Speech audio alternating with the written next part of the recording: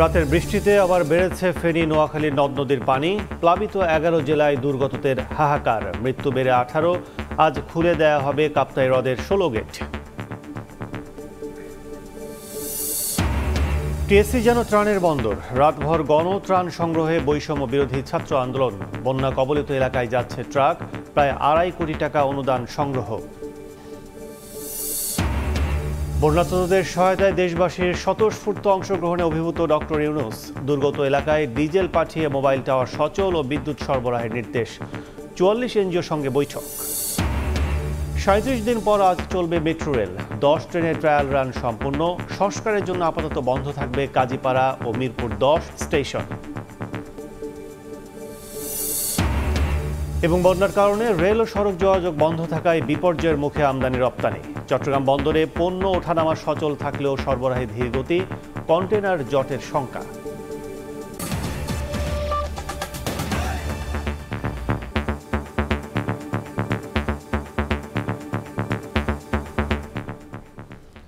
সকালের সময় সঙ্গে আছি আমি কাজল আব্দুল্লাহ। ফেনীর পর এবার বন্যার পানি বাড়তে শুরু করেছে নোয়াখালীর দিকেও। শনিবার সকাল থেকেই ফেনীর দাগনভূয়া সহ সেনবাগের দিকে বেড়েছে পানি। কোনো কোনো জায়গায় পানি গলা সমান উচ্চতায় ওঠায় বাধ্য হয়েই আশ্রয় কেন্দ্রে গেছেন দুর্গত এলাকার বাসিন্দারা। বিস্তারিত আতাউর কাউসারের রিপোর্টে।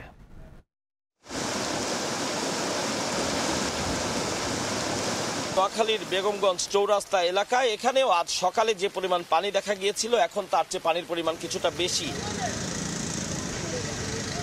গতকালকে নোয়াখালী যে অঞ্চলগুলোতে পানির পরিমাণ কম ছিল, আজ সকাল থেকে হঠাৎ করে সেই অঞ্চলগুলোতে পানি বাড়তে থাকে। এমনকি অনেক অঞ্চলে গত রাতের থেকেই পানি ঢুকতে শুরু করেছে বলে অভিযোগ করেন নোয়াখালী এলাকার অনেকেই। এমনকি এই নোয়াখালীর পানি লক্ষ্মীপুরের দিকেও ছড়িয়ে গিয়েছে বলে লক্ষ্মীপুর থেকে জানিয়েছেন ভুক্তভোগী অনেক ব্যক্তি। তারা আশঙ্কা করছেন তাদেরকে দ্রুত আশ্রয় কেন্দ্রে না নিয়ে গেলে বা এখনই যদি তারা আশ্রয় কেন্দ্রে যেতে না পারেন তাহলে বন্যায় দুর্গত হিসাবে আটকা পড়বেন তারাও। এ অবস্থায় দ্রুত সেখানকার দিকে নজর দেওয়ার জন্য প্রশাসনের প্রতি বিশেষ অনুরোধ জানিয়েছেন তারা। আজ সন্ধ্যার পর অর্থাৎ কিছু সময় আগে থেকে আবার নতুন করে বৃষ্টি শুরু হয়েছে এবং মানুষ আশঙ্কা করছে যদি বৃষ্টি আগের মতোই তীব্র হয় বা বর্ষণ যদি অতি বর্ষণ হয় সেক্ষেত্রে কিন্তু বানভাসী মানুষের যে কষ্ট তা আরো অনেক বেশি বেড়ে যাবে। যদি আরো বৃষ্টির পরিমাণ বাড়ে সেক্ষেত্রে যে সকল স্বেচ্ছাসেবী সংগঠন রয়েছে বা যারা এখনো পর্যন্ত দুর্গম এলাকায় ত্রাণ পৌঁছানোর জন্য চেষ্টা করছেন তারা যাতে দ্রুত সেই জায়গাগুলোতে ত্রাণ পৌঁছায় এবং সেখান থেকে দুর্গত মানুষগুলোকে উদ্ধার করে আনার ব্যবস্থা করে। ফেনী থেকে দাগনভূয়া হয়ে নোয়াখালীর দিকে এমনকি লক্ষ্মীপুরের দিকেও যে পানির চাপ সৃষ্টি হয়েছে তার প্রেক্ষিতে নোয়াখালীর বেগমগঞ্জ চৌরাস্তার এই জায়গাটিতে পানির পরিমাণ বেড়েছে। এমতাবস্থায় ইতিপূর্বে প্লাবিত হওয়া বেশ কিছু জায়গা নতুন করে আর পানি না বাড়লেও যে সকল জায়গা এর আগে অতটুকু বন্যার দ্বারা ক্ষতিগ্রস্ত ছিল না সে সকল জায়গায় নতুন করে পানি জমতে শুরু করেছে। নোয়াখালীর বেগমগঞ্জ চৌরাস্তা থেকে আতাউর কাউসার, সময় সংবাদ। ফেনী সদর, পরশুরাম এবং সোনাগাজী উপজেলায় কোমর সমান পানিতে দিনরাত কাটছে বানভাসীদের। বিস্তারিত জানাচ্ছেন রিপোর্টার। স্মরণকালের ভয়াবহ বন্যা ফেনী জুড়ে শুরু হয়েছে। ফেনীর ফুলগাজী, পরশুরাম, ছাগলনাইয়া এবং বিভিন্ন জায়গায় শত শত মানুষের বিভিন্ন আহাজারি। তারা শুধু তাদের স্বজনদের সন্ধান পাচ্ছে না, সন্ধান না পেয়ে তারা দিক বিদিক ছুটতে আছে। রবিবার থেকেই কিন্তু মূলত বাঁধ ভেঙে পানি প্রবাহিত হতে থাকে পুরো জেলা জুড়ে এবং এই যে পানি অব্যাহতভাবে ফেনীর ফুলগাজী, পরশুরাম দিয়ে একের পর এক লোকালয়ে প্রবাহিত হতে থাকে, সেই পানি কিন্তু আজ পর্যন্ত এখন বিভিন্ন নিম্নাঞ্চলে প্রবাহিত হচ্ছে।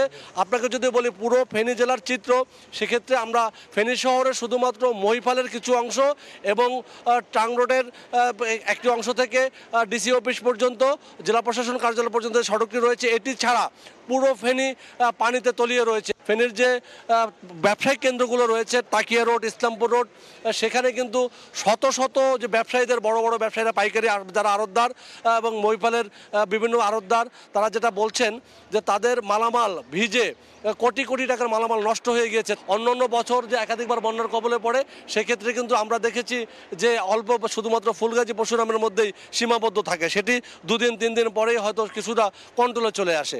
কিন্তু এবার দেখেছি সেটা পুরোটাই একটি ব্যতিক্রম চিত্র দেখাচ্ছে। দেখতে পাচ্ছেন মানুষের বাসাবাড়ির মধ্যে অনেকের যারা নিচতলার বিল্ডিংয়ে রয়েছে তাদের জানলার উপরে বা অর্ধেকের বেশি পানি হয়ে তাদের বাড়িঘরের চরম দুর্ভোগ তৈরি হয়েছে। সমন্বয় না করার কারণে এক জায়গায় অনেক ত্রাণ যাচ্ছে, অনেক উদ্ধারকর্মী যাচ্ছে, আবার কোনো জায়গায় কেউ পৌঁছাচ্ছেই না। এই কারণে স্থানীয় যেটা বলছেন যে এখন যত দ্রুত সম্ভব জেনারেটর দিয়ে মোবাইল নেটওয়ার্কটা চালু করা এবং বিদ্যুৎ সংযোগটা যতদূর সম্ভব এলাকাভিত্তিক চালু করা, সেই সাথে জেলা পর্যায় থেকে একটি কন্ট্রোল রুম খুলে যে যারা যেখান থেকে ত্রাণ দিতে আসছেন তারা যেন এগুলো ত্রাণ ঠিকমতো সঠিকভাবে সমভাবে বন্টন হয় সেটা ব্যবস্থা নেওয়া। সেই সাথে কিন্তু গতকাল থেকেই বাংলাদেশ সেনাবাহিনী কিন্তু হেলিকপ্টার উদ্ধার অভিযান চালাচ্ছে এবং যদিও আবহাওয়াটা কিছুটা ভালো থাকার কারণে উদ্ধার অভিযানে কিছুটা জোর পাচ্ছে।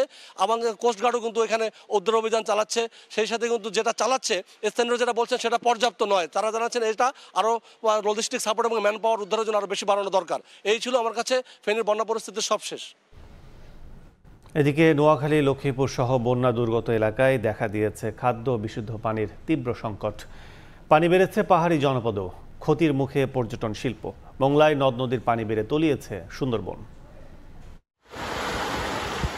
রাস্তাঘাট, বাড়িঘর, অফিস, আদালত সবকিছু পানির দখলে। সাজানো গোছানো জনপদের কোনো অস্তিত্বই নেই। চারদিকে থই থই করছে বানের জল। জীবন বাঁচাতে মরিয়া বাসিন্দারা। নোয়াখালীর 8 উপজেলায় বন্যা পরিস্থিতি অপরিবর্তিত রয়েছে। পানিবন্দী প্রায় 20 লাখ মানুষ। বন্যা কবলিত এলাকাগুলোতে দেখা দিয়েছে খাবার ও বিশুদ্ধ পানির তীব্র সংকট। জেলার প্রায় 388টি আশ্রয় কেন্দ্রে ঠাঁই নিয়েছেন প্রায় 40,000 মানুষ। বানভাসীদের মাঝে ত্রাণ সামগ্রী বিতরণ করেছেন বিএনপির কেন্দ্রীয় কমিটির ভাইস চেয়ারম্যান মোহাম্মদ শাহজাহান। লক্ষ্মীপুরে বন্যা পরিস্থিতির আরও অবনতি হয়েছে। জেলার 5টি উপজেলায় মেঘনা নদী সহ খাল বিলের পানি বেড়ে গেছে। অনেক স্থানে বৈদ্যুতিক খুঁটি হেলে পড়ায় ও তারে গাছ উপড়ে পড়ার কারণে বিদ্যুৎ সরবরাহ বন্ধ। সদর, রায়পুর, রামগঞ্জ, রামগতি ও কমলনগর উপজেলার নিম্নাঞ্চলের গ্রামের পর গ্রাম, মাঠের পর মাঠ পানিতে ডুবে আছে। দুর্ভোগে লাখো মানুষ।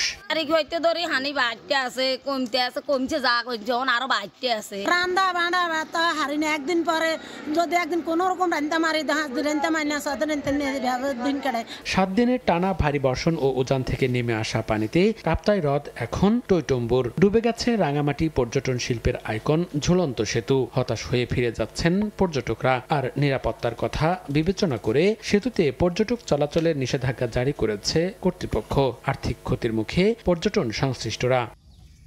খাগড়াছড়িতে বন্যা পরিস্থিতির আরও উন্নতি হয়েছে। বৃষ্টিপাত না থাকায় স্বস্তি ফিরেছে জনজীবনে। চেঙ্গি ও মাইনি নদী থেকে নেমে গেছে বন্যার পানি। বসতবাড়িতে ফিরতে শুরু করেছেন মানুষজন। তবে ক্ষতচিহ্ন দৃশ্যমান হচ্ছে। ভেসে গেছে সেতু, ভেঙে গেছে সড়ক। পুকুরে মাছ ও ক্ষেতের ফসল হারিয়ে দিশেহারা বাসিন্দারা। ক্ষতিগ্রস্তদের পাশে দাঁড়িয়েছেন সেনাবাহিনী ও বৈষম্য বিরোধী ছাত্ররা। অব্যাহত রয়েছে ত্রাণ সহায়তা। ভারী বর্ষণে জবুথবু চাঁদপুর। উঁচু জায়গায় বসতবাড়ি আর মূল সড়ক থেকে রক্ষা পেলেও ভারী বর্ষণে ডুবে গেছে সবকিছু। জলাবদ্ধ হয়ে পড়েছে সেচ প্রকল্প। শহরের বাগাদি, ধানুয়া, গাজীপুর, করোয়া সহ অর্ধশত গ্রামের একই চিত্র। সড়ক, সেচখালের রিংবাদ সবই এখন পানির নিচে। ভেসে গেছে শত শত খামারের মাছ। দুর্ভোগে 6টি উপজেলার কয়েক লাখ মানুষ। চলতে সমস্যা, রান্না বান্নার সমস্যা, গরু ছাগল দিয়ে, হাঁস মুরগি দিয়ে বিপদে আছে। হাজার হাজার টন টাকার, কোটি টাকার মাছ ছুটে গেছে মানুষও পানিবন্দী হয়ে গেছে। মাছের প্রজেক্ট সব বৃষ্টিতে সব ভেসে গেছে, সব মাছ চলে গেছে। হবিগঞ্জে বৃষ্টিপাত বন্ধ ও ভারতের পানির তোড় কমায় স্বাভাবিক হচ্ছে খোয়াই নদী। এতে প্লাবিত এলাকা থেকে ধীরে ধীরে সরছে বন্যার পানি। তবে বন্যার কারণে রেল সেতু ঝুঁকিপূর্ণ থাকায় এখনও ঢাকা সিলেট লাইনে রেল চলাচল বন্ধ রয়েছে। এদিকে মংলার নদ নদীর পানি বিপদসীমার উপর দিয়ে প্রবাহিত হচ্ছে। প্রায় 4 ফুট উচ্চতার জলোচ্ছ্বাসে প্লাবিত হয়েছে সুন্দরবন ও উপকূলের কিছু কিছু জায়গা। গত 2-3 দিন ধরে সুন্দরবনের ভেতরেও পানি বেড়েছে। তলিয়ে গেছে বন সহ বনের করমজল পর্যটন কেন্দ্রের রাস্তাঘাট। তবে বন্যপ্রাণীর ক্ষয়ক্ষতির আশঙ্কা নেই বলে জানিয়েছে বন বিভাগ। মনিরুজ্জামান প্রান্ত, সময় সংবাদ। চট্টগ্রামে বন্যায় ডুবেছে 9 উপজেলা। এখন পর্যন্ত মৃত্যুর খবর পাওয়া গেছে 5 জনের। রাস্তাঘাট ডুবে যাওয়ায় ব্যাহত হচ্ছে সড়ক যোগাযোগ। কোথাও কোথাও ঝুঁকি নিয়েই চলাচল করছে যাত্রী ও পণ্যবাহী যান।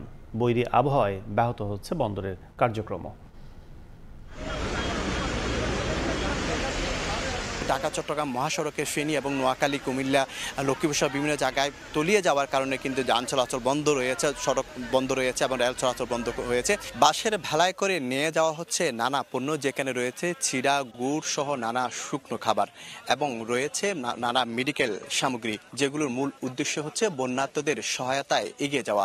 চট্টগ্রাম থেকে বিভিন্ন, বিশেষ করে চট্টগ্রাম ফটিকছড়ি, হাটহাজারী, রাঙ্গুনিয়া, রৌজান সহ যে বিস্তীর্ণ এলাকা পানি নিচে তলিয়ে গেছে, সেখানে কিন্তু বিভিন্ন সংস্থার পক্ষ থেকে বিভিন্ন, বিশেষ করে যে কোটা সমন্বয়ক যারা আছে, সমন্বয়কের পক্ষ থেকে বিভিন্ন উপজেলায় তারা টিম গঠন করেছে। সেখানে কিন্তু সেই পণ্য সামগ্রীগুলো নিয়ে যাচ্ছে এবং মানুষের ঘরে ঘরে কিন্তু মানুষের হাতে হাত রেখে কিন্তু মানুষের যে বন্যার্ত যে মানুষগুলো রয়েছে তাদের ঘরে সেই পণ্যগুলো পৌঁছে দেওয়া হচ্ছে। বেশি অতিরিক্ত পানির জন্য কিন্তু আমরা দূরত্ব জায়গা যাইতে পারি না, যেটুকু যাইতে পারছি অতটুকু বিভিন্ন সময় যাহা কিছু পারছি তাহা নিয়ে পৌঁছাইছি। আমাদের পার্শ্ববর্তী হারুয়ালছড়ি, যেটা পূর্ব ফটিকছড়ি বলা হয়, ওখানে কিন্তু কোনো লোক যাওয়া হয় না এখনো। অন্যদিকে যে আমরা সড়কে যে দৃশ্য দেখেছি, সেখানে সকাল থেকে কিন্তু শত শত ট্রাকে করে বন্যার্থীদের জন্য কিন্তু বিভিন্ন শুকনো খাবার, কলা, পাউরুটি, বিস্কিট সহ যে শুকনো খাবার, সেগুলো ট্রাকে ভরে ভরে নিয়ে আসছে। বিভিন্ন দলে বিভক্ত হয়ে শত শত ট্রাক আমাদের চোখে পড়েছে। এখন এগুলো মানুষের পাশে দাঁড়ানোর জন্য তারা কিন্তু করেছেন।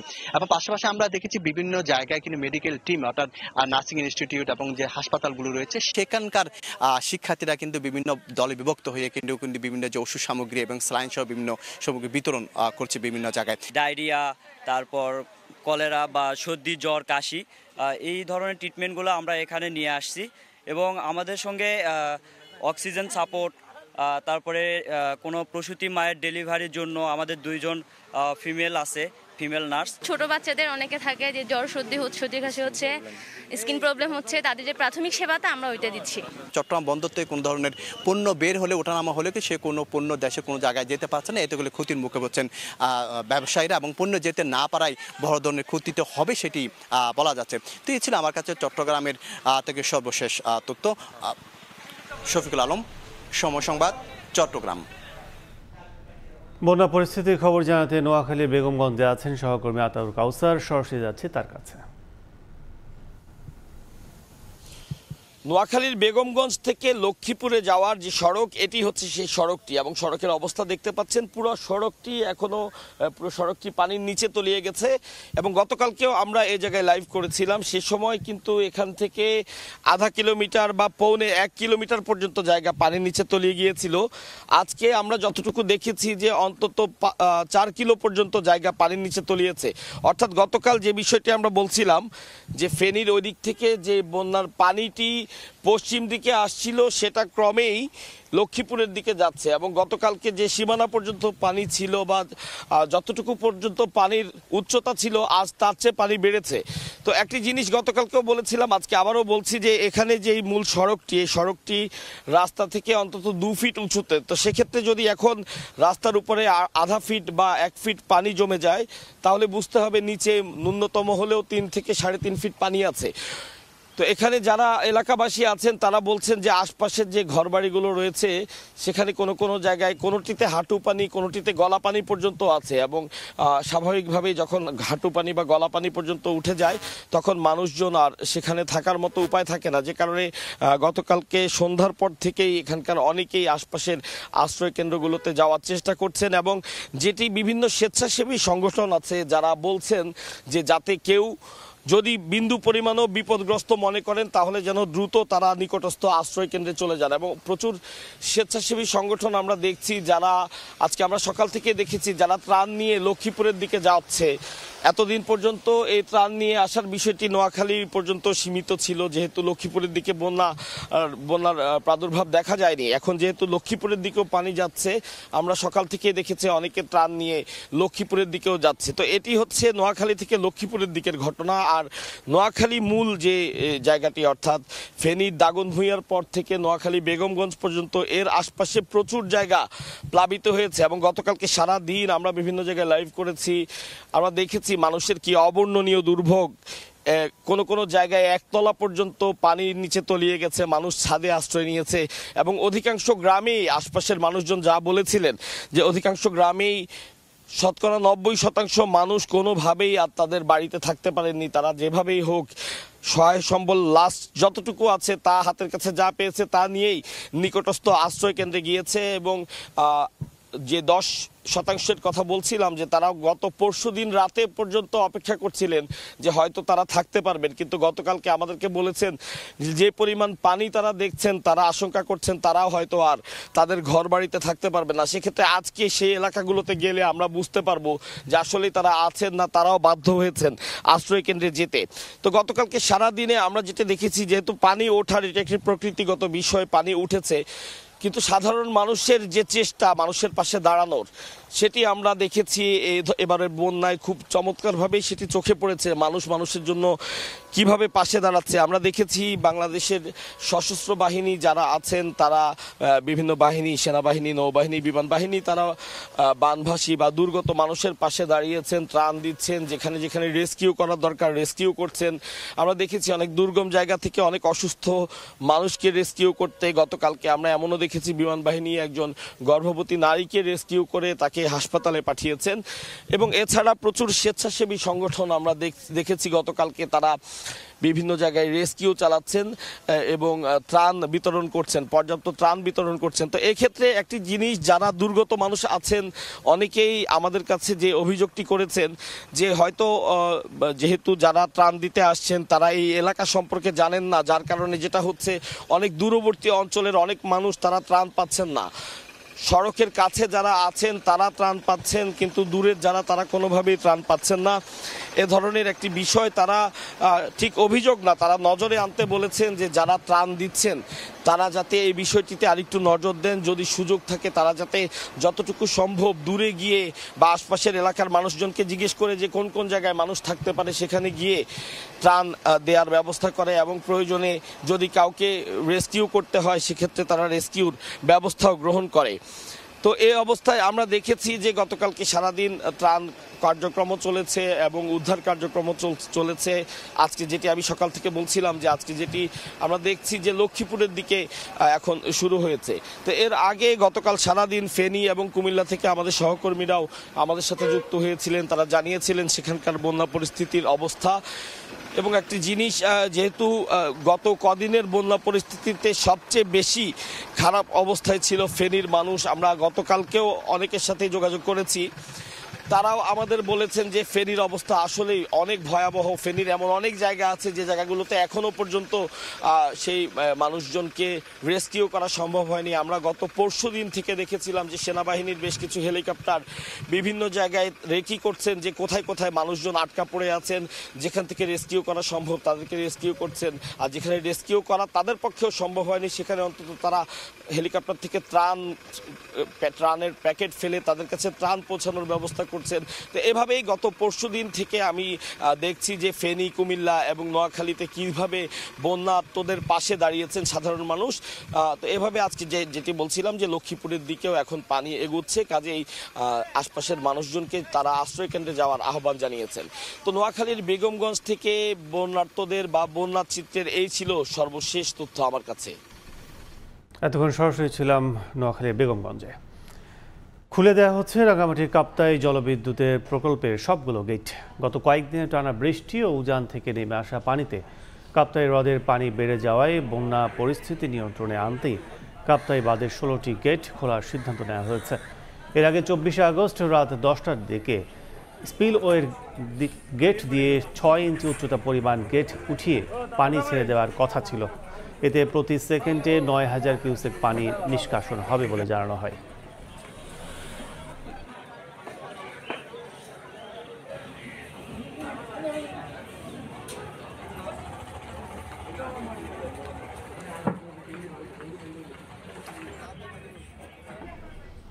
সকালের সময় আরও থাকছে। মাঠ পর্যায়ের রিপোর্ট ছাড়াই মিথ্যা আশ্বাসে আমদানি করা নারিকেল চারা বিক্রি করা হয় 500 টাকা দরে, ফলন না হয় কয়েকশো কোটি টাকার লোকসান, ক্ষতিগ্রস্ত জাতীয় উৎপাদন। বিভিন্ন জেলায় বন্যার্তদের সহায়তায় ঢাকা বিশ্ববিদ্যালয়ের টিএসসিতে গণত্রাণ কর্মসূচি অব্যাহত রেখেছে বৈষম্য বিরোধী ছাত্র আন্দোলন। শনিবার নগদ অর্থ সংগ্রহ করা হয় প্রায় 2.5 কোটি টাকা। রাত 8টার পর টিএসসিতে স্থান সংকুলান না হওয়ায় ত্রাণ সামগ্রী রাখা হয় কেন্দ্রীয় মাঠের পাশে শারীরিক শিক্ষা কেন্দ্রে। সন্ধ্যা গড়িয়ে রাত, তাতে কি দেশের সংকট মুহূর্তে কেউ যেন আর ঘরে বসে থাকতে পারেননি। রাতের আধারেও ত্রাণ সামগ্রী নিয়ে ঢাকা বিশ্ববিদ্যালয়ে আসছেন অনেকেই, আর সঙ্গে সঙ্গে তা নামানোর কাজে লেগে পড়ছেন শিক্ষার্থীরা।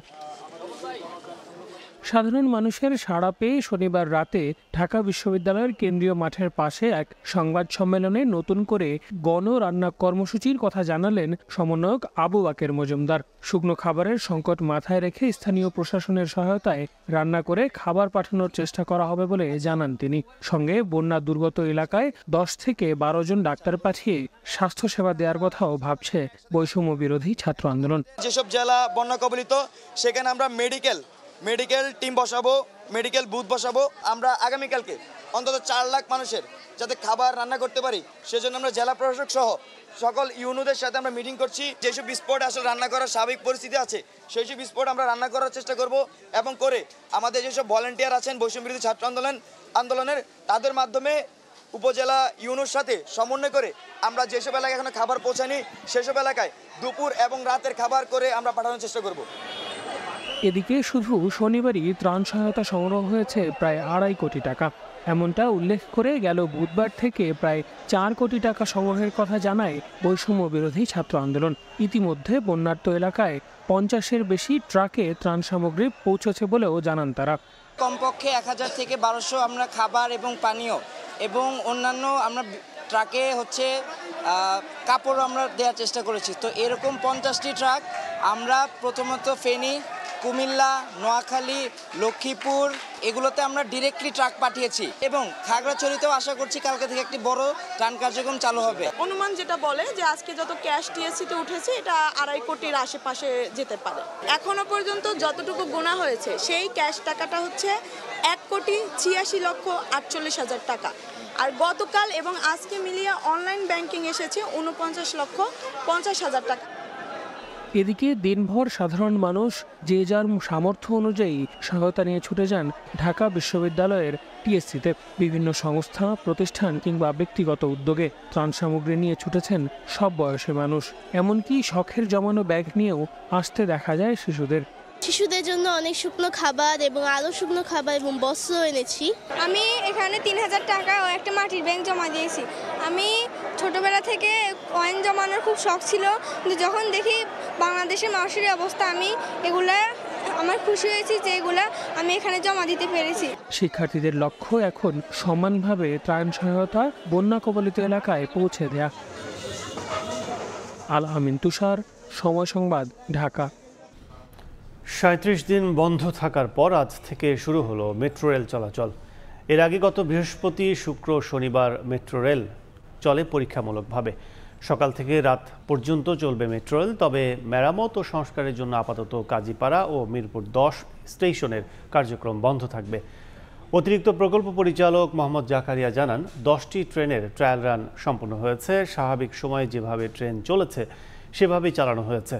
এতে লাইনে কোনো সমস্যা দেখা যায়নি। এর আগে ছাত্র জনতার আন্দোলন চলাকালে গত 18 জুলাই মিরপুর 10 নম্বর গোল চত্বরে পুলিশ বক্সে অগ্নি সংযোগ করা হলে ওই দিন মেট্রো রেলের চলাচল বন্ধ করে দেয় কর্তৃপক্ষ। এরপর দিন মিরপুর 10 ও কাজীপাড়া স্টেশনে ভাঙচুর চালায় দুর্বৃত্তরা।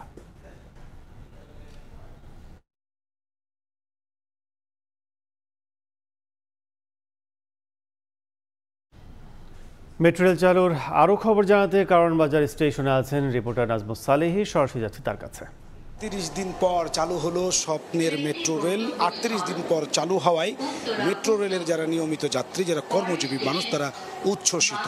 এই কয়েকদিন মানুষ বলছেন যে ঢাকা শহরে যে যানজট, সেই যানজটে তারা নাকাল ছিলেন।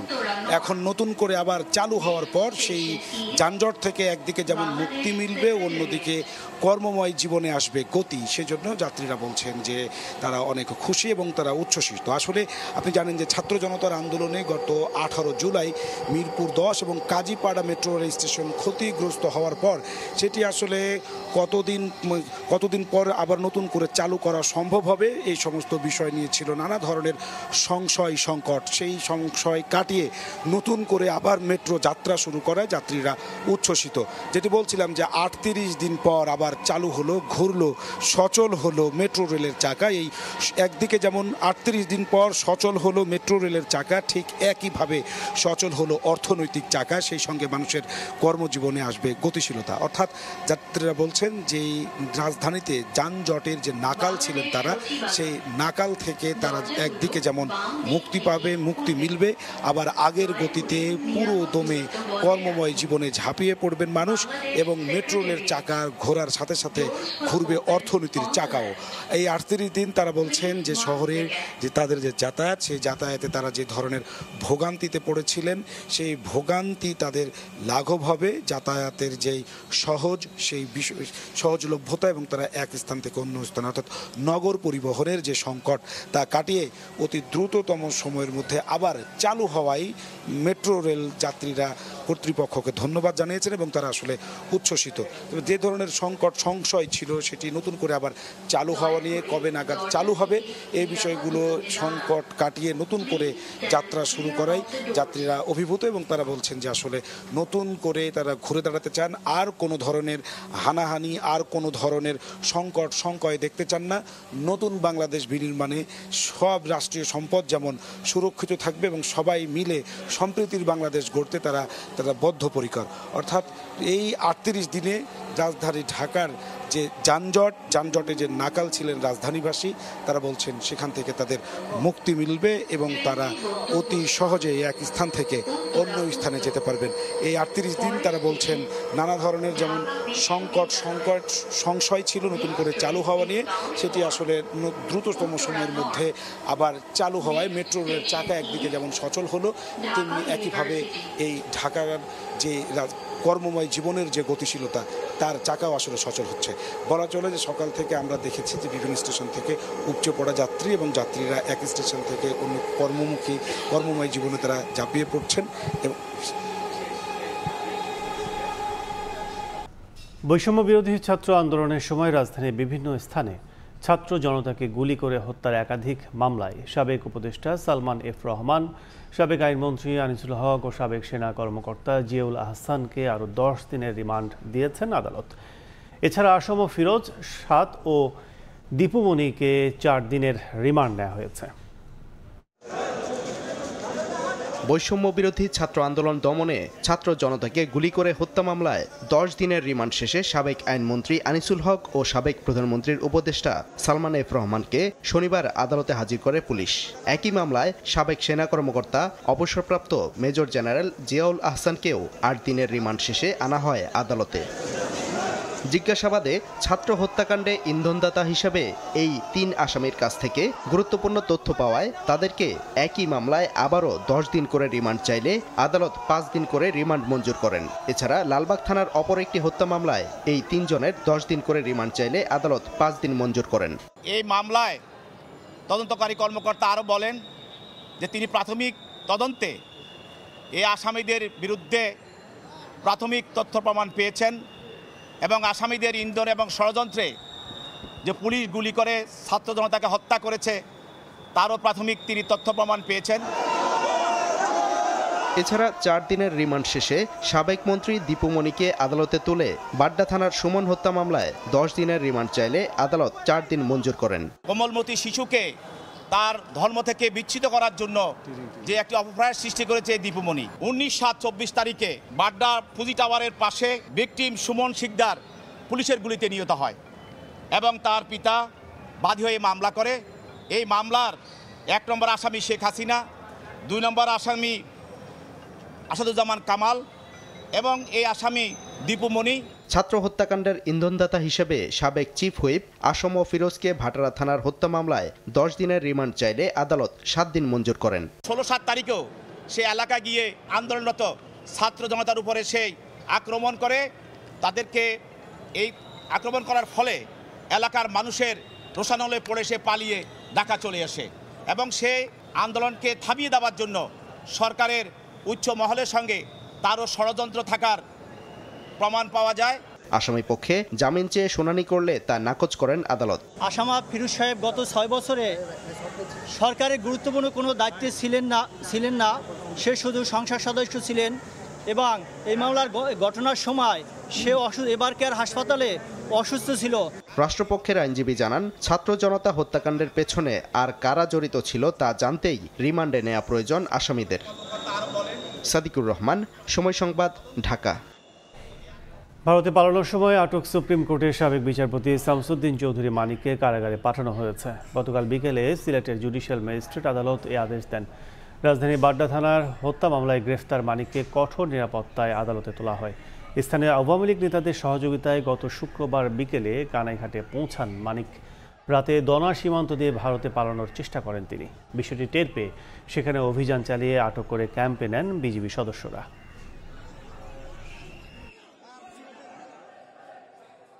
সাবেক মার্কিন রাষ্ট্রদূত মার্শা বার্নিকাটের ওপর মামলায় অন্যতম আসামি ঢাকা 13 আসনের সাবেক সংসদ সদস্য সাদেক খানকে গ্রেফতার করা হয়েছে।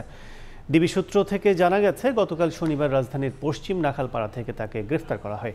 2018 সালের 4 আগস্ট রাতে সুজনের সম্পাদক বদিউল আলম মজুমদারের মোহাম্মদপুরের বাসায় নৈশভোজে অংশ নিয়েছিলেন যুক্তরাষ্ট্রের তৎকালীন রাষ্ট্রদূত Marcia Bernicat.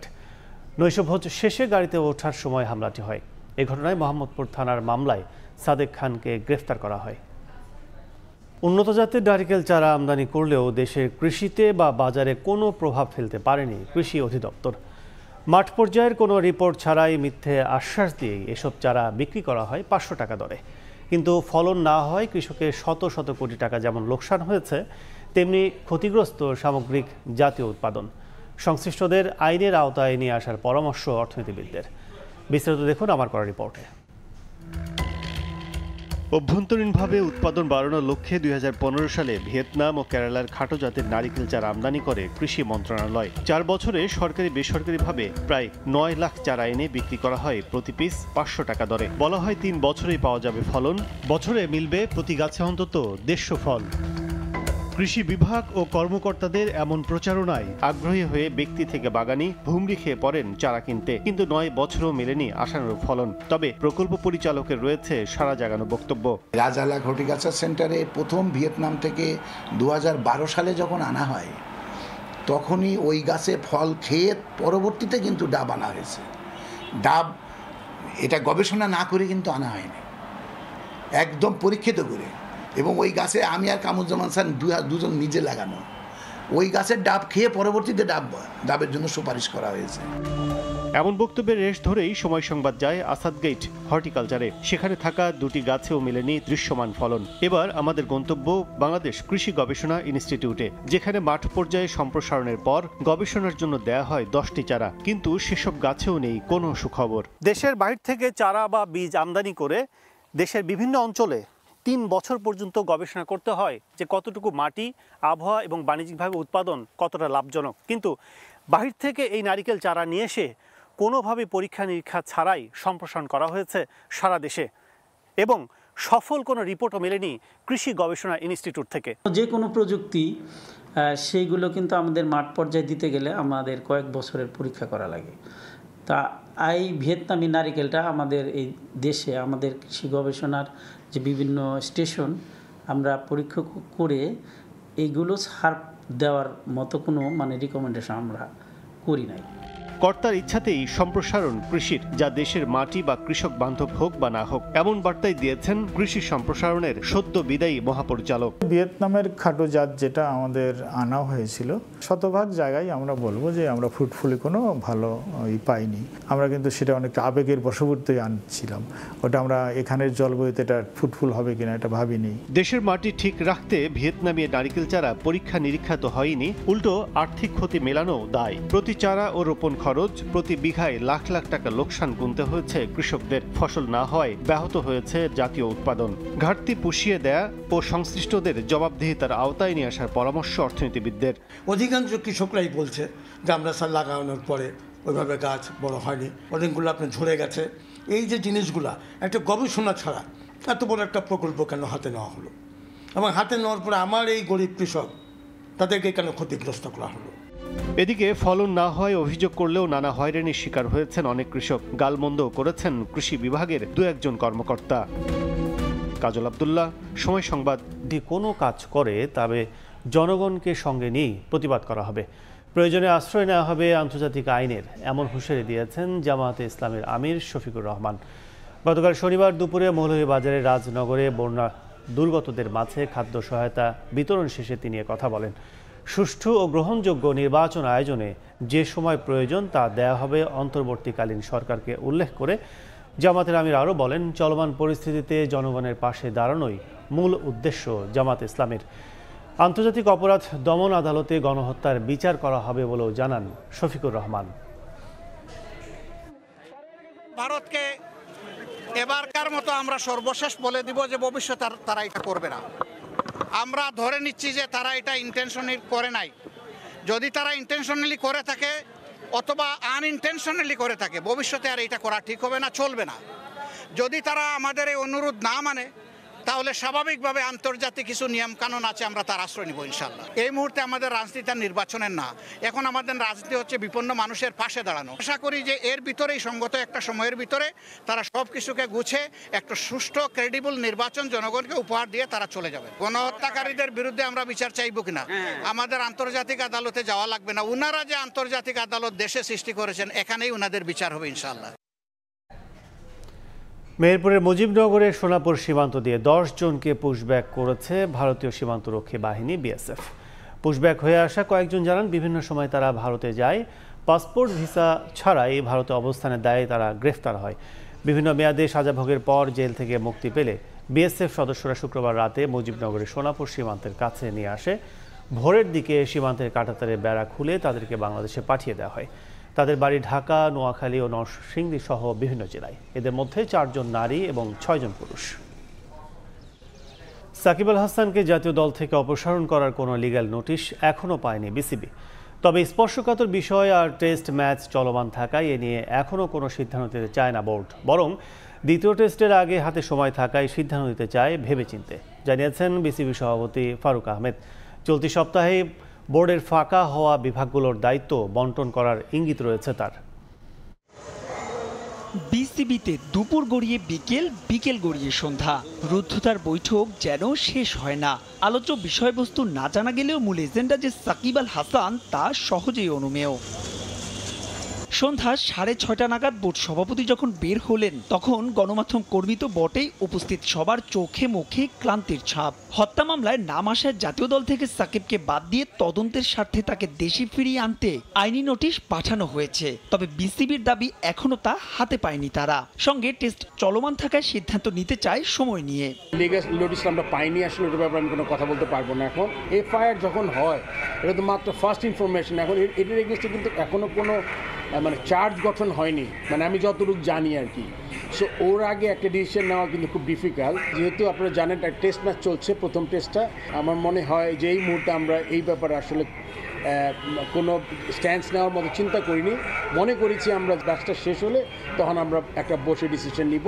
By this time হয়তো আমরা লিগ্যাল নোটিশের ব্যাপারে আপনাদের কথা বলতে পারবো, বিকজ ওই সময় হয়তো পেয়ে যাবো আমরা লিগ্যাল নোটিশটা। প্রথম টেস্ট স্কোয়াডে থাকা সাকিবের আন্তর্জাতিক ক্রিকেটের ভবিষ্যৎ কিংবা সুযোগ মিলবে তো? দ্বিতীয় টেস্টে জবাবে কিছুটা কৌশলী বিসিবি বস। এফআইআর এর পর একটা প্রসিজিয়ার আছে, এই প্রসিজিয়ারটা শুরু হবে, আপনি জানেন সেকেন্ড টেস্ট ম্যাচ 30 তারিখে। তার আগে আমাদের আছে, এর মধ্যে কথা বলবো আমরা, স্পেস আছে মাঝখানে, এই ব্যাপারে আমরা চিন্তা করবো, আমাদের বোর্ডের ডিরেক্টরের সাথে আলাপ করবো তা কী করা যায় এই ব্যাপারে। ক্রিকেট অপারেশনস টুর্নামেন্ট কমিটির প্রধানের পদগুলো এখন ফাঁকা। জানা গেছে রদবদল আসছে অন্য অনেক বিভাগেই, কিন্তু সেটা কবে? আমরা কাজ করছি। আপনি জানেন যে আজকে আমাদের প্রায় 8-9 জন ডিরেক্টর এসেছিলেন। আমরা চাচ্ছি শুধু বোর্ড মিটিং না, বোর্ড মিটিং ছাড়াও সবাইকে নিয়ে যাতে যে জিনিসগুলো আছে, আমাদের বার্নিং ইস্যুসগুলো আছে, ওগুলো নিয়ে আমরা আলোচনা করছি। এই আলোচনাটা করে আমরা খুব শীঘ্রই একটা চেষ্টা করব যে অনেকগুলো তো ডিপার্টমেন্ট আছে আপনারা জানেন, তার মধ্যে থেকে ইম্পর্টেন্ট ডিপার্টমেন্টগুলো যত তাড়াতাড়ি সম্ভব ফর্ম করে দিব আমরা, তার সাথে ওয়ার্কিং কমিটি করার চিন্তা আমরা করছি। দেশের চলমান পরিস্থিতিতে মানবতার হাত বাড়িয়ে দিয়েছে বিসিবি। বন্যার্তদের সাহায্যার্থে প্রধান উপদেষ্টার ত্রাণ তহবিলে 1 কোটি টাকা দেওয়ার সিদ্ধান্তের পাশাপাশি সেনাবাহিনীর মাধ্যমে খাদ্য সহায়তাও পাঠাচ্ছেন তারা। মাহবুব রিমন, সময় সংবাদ, ঢাকা। সকালের সময় শীর্ষ সংবাদগুলো জানিয়ে দিচ্ছে আরেকবার।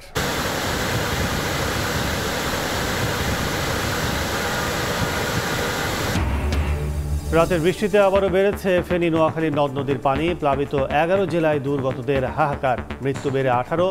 আজ খুলে দেয়া হবে কাপ্তাই হ্রদের 16টি গেট। টিএসসি যেন ত্রাণের বন্দর, রাতভর গণত্রাণ সংগ্রহে বৈষম্য বিরোধী ছাত্র আন্দোলন। বন্যা কবলিত এলাকায় যাচ্ছে ট্রাক, প্রায় 3.5 কোটি টাকার অনুদান সংগ্রহ। এবং 38 দিন পর আজ থেকে চলছে মেট্রো রেল। স্টেশনে স্টেশনে অফিসগামী যাত্রীদের ভিড়। সংস্কারের জন্য আপাতত বন্ধ থাকবে কাজীপাড়া ও মিরপুর 10 স্টেশন।